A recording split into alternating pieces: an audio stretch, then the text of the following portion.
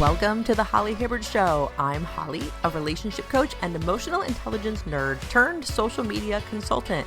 This podcast is for coaches, consultants, and service providers ready to simplify their social media strategy, create impactful content, and grow their audience without the overwhelm. If you want to attract dream clients and free up more time for the things that you love, you are in the right place. Let's make social media work for you, starting now. Hey everybody, welcome back to the Holly Hibbard Show. Today I'm going to be sharing with you how to overcome fear of being seen on social media. Now, I am new in season 6 of my show here to recording these episodes on video. So if you are watching the video version, the first thing I'm going to point out to you today is I am not done up. Today is a baseball hat, hoodie, it's cold outside kind of day. And here I am creating social media content. Now, if I were to rewind way back when I started creating content in 2013, 2014 or so, this would be an impossibility for me. This would be one of the reasons why I would fear being seen on social media. And so much has changed in the last decade in regards to the kinds of content that people want to consume, what they want to see, what they don't want to see. And a lot of that is to your advantage if you are one of the people who have a fear of being seen on social media. So let's start by breaking down the problem. In this episode today, I'm going to talk about why this is a problem in the first place, maybe stating the obvious for some of you. I'm going to give you a solution and an action step that you can go ahead and take to start to dismantle this fear of being seen, and maybe the main reason, in your case, why you might not be putting your social media content out there to begin with. So the problem itself, a lot of times people simply have a fear of judgment around their content itself, but mostly it's a fear of putting their face, like putting your face out there, showing your audience, not only displaying what your thoughts are, what your ideas are, what your mechanics are, the things that you are really wanting to share and educate them on and support them with and help them with in the service that you provide. But then you got to put your face with the message. And that adds a layer of vulnerability because people are always going to have opinions about your content. They're going to tell you how great it was, how practical it was, how time efficient it was, that it was such a great out of the box idea. They would have never thought of that. You're going to get a lot of that when you put great content out there, or your content pure and simple. It doesn't have to be reinventing the wheel. However, you're also going to get feedback about everything from how you talk, if you fumble over a word, what's in your background, what you are wearing, if you are done up or not done up. And that fear of judgment, I mean, it is real. It's a real concern or real fear. It feels very real to us because it can absolutely keep you from putting your message out there. So if you are experiencing a fear of judgment and you think that that is the primary reason why you are not sharing your expertise, your ideas, positioning yourself in a place of authority with your social media platforms, if you think it's because of that fear of judgment and what you might look like and what people might say, please know you are amongst friends. You are amongst so many people who feel that way. Even people who put polished, curated, beautiful content out there, content that they even put together themselves or had a production company film for them, because that is a thing. You don't have to be a high budget social media creator in order to bring on a team to help you. And people all the time utilize help to do it. But it doesn't mean their message is necessarily better or more important. Certain elements of your content and what things look like on the screen may drive engagement. It may support people to take you more seriously or not. But those are your audience's filters and perceptions. that has nothing to do with you. You cannot reach through the screen and dismantle every limiting belief a person has about this is why or why they do not validate what a person, any person, not just you, has to say to them. We cannot do anything about the filters that our audience has in how they see the world. So judgment is a real thing. People are going to have their opinions. Sometimes they will voice them. Sometimes they will not. Sometimes their judgments are actually really encouraging because they love what you had to say, or they love the outfit that you're wearing, or they think your background is awesome, or they can see your dog on the chair behind you. There's my dog sleeping if you're watching on video. And they think that's fantastic and makes you relatable and they're dog people, whatever. And some people will nitpick to nitpick, and there's nothing we can do about it. There's nothing we can do to stop them trying to defend it, trying to, oh my goodness. I actually just went through my YouTube comments and it's on content that is so old and it's still really good content. And people are commenting on, one person said that I'm so self-absorbed. This woman is so self-absorbed. She doesn't care about people at all. She's so concerned with her own thing. And I'm like, dude, I filmed that thing 3 years ago. I'm not even going to look at what the video was about. I don't really care what the context is. Like, I just want, I'm like, whatever. So all I did was write, thanks for the reply, or thank you for the comment, or thank you for the feedback. Be well. Because you know what? It bumped me in the algorithm. So I'm not going to be mad about that. Anyway, so if you have a fear of judgment and that is keeping you from being seen on social media, please, like I said, that might never go away. Even today, as I'm filming this and recording it on audio as well, like I said, I am not dressed up, made up today, but I have a commitment to have 2 episodes of my show out per week. And I thought to myself, well, I could have 1 episode a week where I am done up, made up, hair is done, my hair, like outfit is cute. I could totally do that. But that actually goes against what I'm wanting to encourage people to do. Your message is more important than what you look like. Now, I will share a story quickly, and then I'm going to move on to solutions. Back when I started creating social media content on a consistent basis, 2013, 2014, I made the commitment to go live on Facebook in this case, no matter what. I had a time, I had a day, that was my plan. It was really a self-experiment to hold myself accountable and follow up and do the thing I said I was going to do, which was go live on Facebook, no matter if I was done up, what my background was, where I was, how many notes I had on my desk ready to go. Just hit the button that says go live and do it. And because that was my foremost commitment, I didn't really concern myself with, am I going to have my appearance looking the way I want it to look?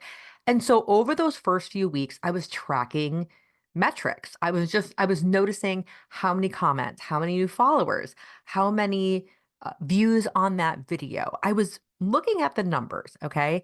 And then I don't even know when or how, but at some point I was curious, I wonder if I did make the commitment to do the hair, do the makeup, show up, if my viewership, if my number of followers, if the number of comments would increase. And I went ahead and tested that, I think for a month or two. I would only go live on social media and do a video, a class, educate, etc. if I was done up. And I gotta tell you, back in 2013, 2014, it did make a difference. I did have more views. I did gain, I don't know about more followers, but I definitely had more views and people who watched longer when I appeared a certain way. But here's why I bring this up, because I know the 2 things I just said in the last 5 minutes, you might be thinking, how do those contradict one another? Because on the one hand, you're saying show up, get your message out there. People are going to pay attention to what you look like and how you show up on screen or not. And then you're telling me this story about how you gussied yourself up and like your viewership was better. And now what am I supposed to believe? Here's the encouraging part. So much has shifted in culture, in social media landscape in the last 10 years. Millennials and now especially Gen Z have changed the expectation.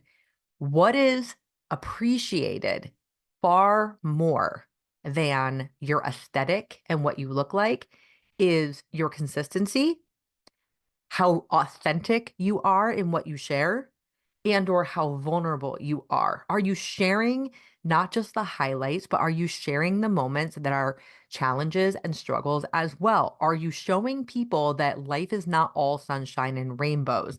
I'm not saying to put your trauma on display, but what trends nowadays in 2024 when I'm recording this is the authentic, less curated, less done up content.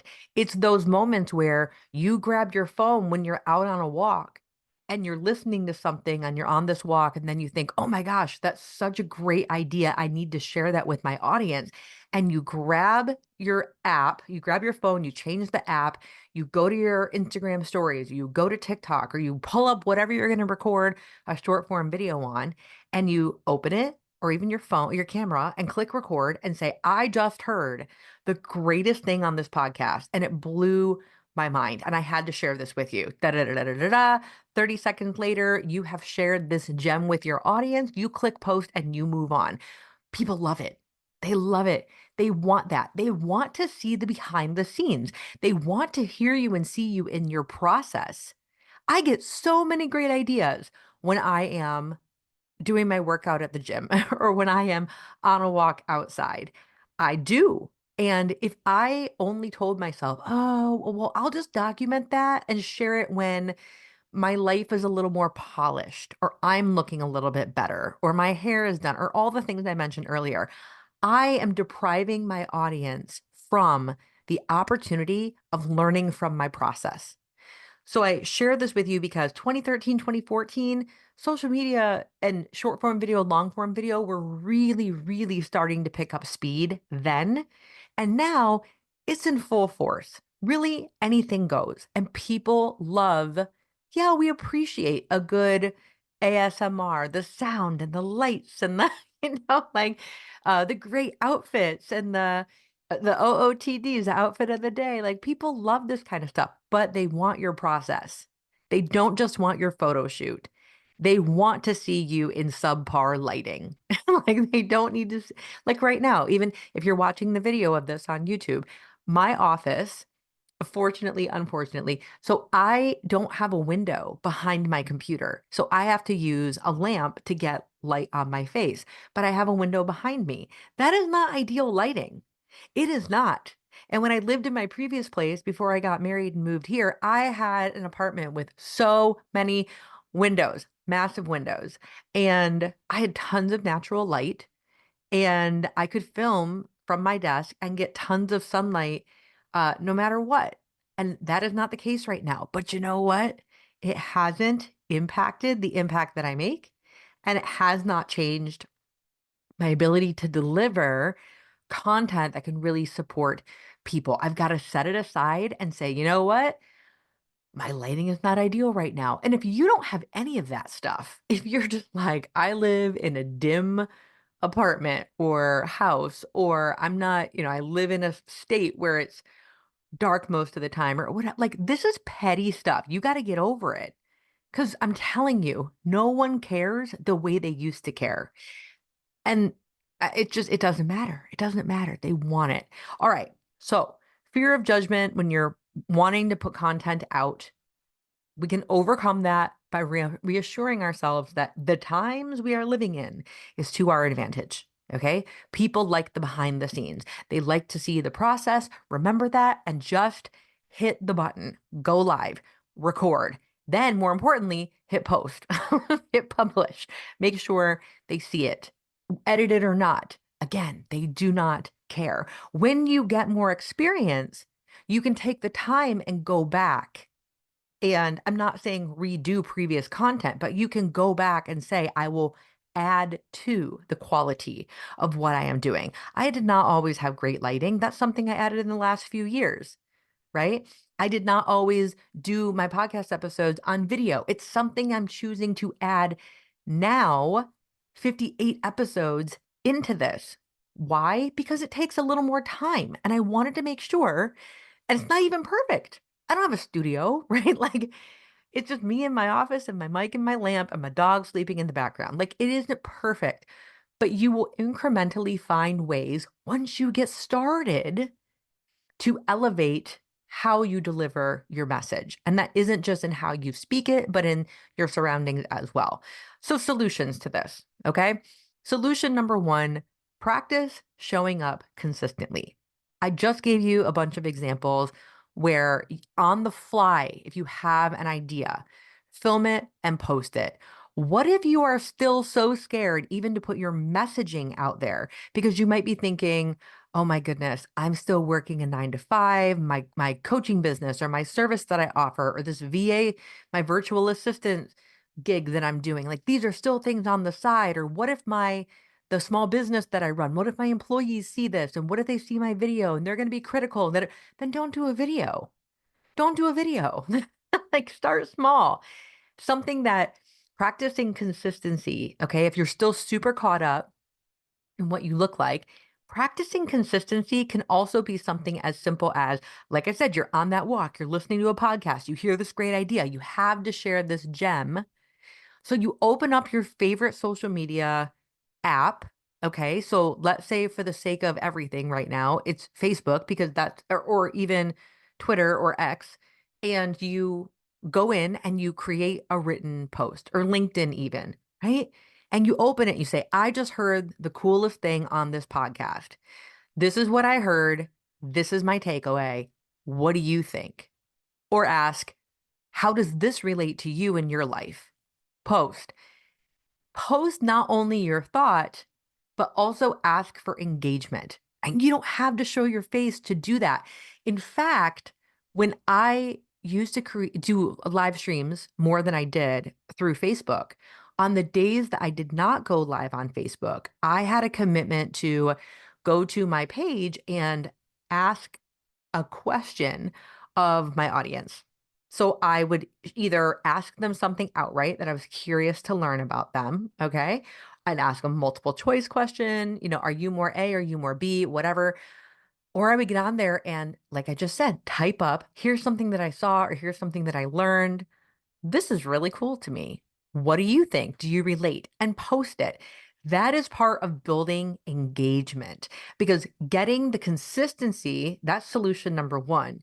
But solution number two, and solution number two, is you want people to engage with the content that you are creating. So if you are putting a video up, say at the end, tell me what you think.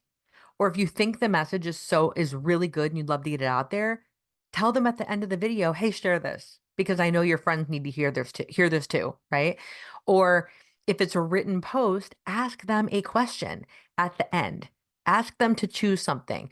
Don't make it a necessary essay response from them. That's why I'm a fan of I'll ask a question. I'll put something up that says yes or no, and I'll write the question. And then they only have to comment with one word, right? or one letter if I do a multiple choice thing. But these are all strategies while working on getting consistent with video, if I don't want to show my face because I'm afraid of being seen, or it's just not optimal, or let's say I'm sick like even right now, if I'm not feeling good, I don't want to record a video. That's what batching content is for. And we can talk about that in another episode. But practice showing up consistently, number one. And number two, even without your face or with your face, with video or a photo or something, ask them a question. Get people engaged. Learn about your audience. They will share and don't expect too much, meaning give them an opportunity to answer a question with one word or one letter. Okay. So those are the top two solutions that I have for you, building consistency and then building engagement. And hopefully in those examples, I've illustrated for you that it doesn't need to be something that takes a large amount of time. If you have been thinking, for example, that the only way to grow your audience, that the only way to build your digital presence is to do a long form video like on YouTube or a long form video in an Instagram live or live on Facebook or TikTok or wherever you want to be. That is not the only solution at all. Even just putting reels or shorts or something incremental that's less than a minute up in the social media space. That's not mandatory. It's not required. Consistency is required, and increasing engagement is required. Okay. You can do this in small steps in your pockets of free time or minimal free time, right? And make it go a long way. It doesn't need to take you a long time to do this. Just start. Like this fear of being seen, I get it. But big way to overcome it is action. Action will be the antidote to the fear. Action will start to put the fear on the shelf, because when you take the action, you are building your competence. You're building how competent or able you think you are at doing the thing that you once think you couldn't do. In addition to feeling more competent, your confidence will go up also. Okay. So we've talked about the problem. I've given you some solutions. And now for your action step. The action step I'm going to challenge you to take today is to record and post one short video, 5 seconds, 5 seconds, 15 seconds, less than a minute. Okay. I'm using video as an example because yes, the text only stuff is great. And I just mentioned some reasons why you may want to do that. But I suspect that if you already have a start on social media, you might already be posting text, up the ante just a little bit, and record something that is a minute or less and post it. And here's the kicker: even if it's imperfect. Even if you are going to film it and post it and you're looking like me today in your ball cap and no makeup and a hoodie, because you know what matters is the value that you can give to people. Someone out there needs your word of encouragement. It's not up to you to go find them, but it is up to you to be the deliverer of that piece of education, to be the deliverer of empowerment, to be the deliverer of encouragement. And sometimes perfection, not only is it much more difficult to try and make it a perfect piece of content, but a lot of times people don't like it as much, especially in the time that we are living in right now. And that is something we can all take advantage of. I hope this was helpful to you. I want to know. Leave me a comment. There's also a section where you can inbox me through the audio platform for the podcast. I want to know if you recorded the video. If you made it to the end of this episode and you went ahead and you posted the video, I want you to comment, I did it. I want to know, I did it. And I want to see those comments because I want to be able to go in and comment back to you and engage with you, my audience, and let you know that I am proud of you, that you have got this. I love you. I mean it. And I will talk to you next time. Thank you for listening. I'm giving you a virtual high five for prioritizing your personal growth. If you enjoyed today's episode, I'd be so grateful if you could take a moment and leave a 5-star review on Apple Podcasts. Share the show with friends and family, or snap a screenshot of this episode and tag me on Instagram at thehollyhibbard. You are not alone on this journey, my friend. I'm always here cheering you on. So until next time, stay curious, stay encouraged, and keep empowering yourself. You are doing better than you know.